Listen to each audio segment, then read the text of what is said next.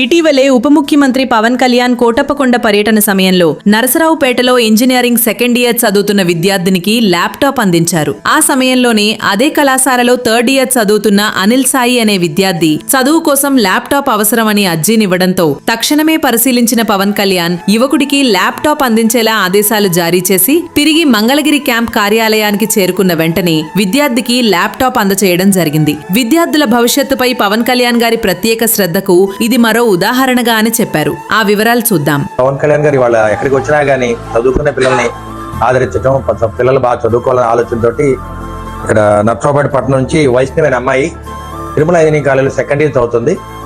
అమ్మాయి ఒక ల్యాప్టాప్ కావాలనుకోవడం జరిగింది కాబట్టి ల్యాప్టాప్ కూడా అమ్మాయికి పవన్ కళ్యాణ్ గారి దగ్గర నుండి హ్యాండ్ ఓవర్ చేశారు. అదేవిధంగా పవిడిపాడు నుంచి అనిల్ సాయి అనే అబ్బాయి తిరుమల ఇంజనీరింగ్ కాలేజీలో థర్డ్ ఇయర్ చదువుతున్నారు. అబ్బాయి కూడా ల్యాప్టాప్ కావాలని అడిగారు. మరి కోరిన వెంటనే ఇవాళ రెండు కూడా శాంక్షన్ చేయడం జరిగింది. ఆ రెండింటిని కూడా పిల్లలిద్దరు కూడా హ్యాండ్ ఓవర్ చేయడం జరిగింది. ఈ పిల్లలిద్దరు బాగా చదువుకున్న తర్వాత మంచి డిగ్రీ వచ్చిన తర్వాత పవన్ కళ్యాణ్ గారి దగ్గర నుండి వారికి కూడా జాబ్స్ ఇవ్వాలని నేను కోరడం జరిగింది.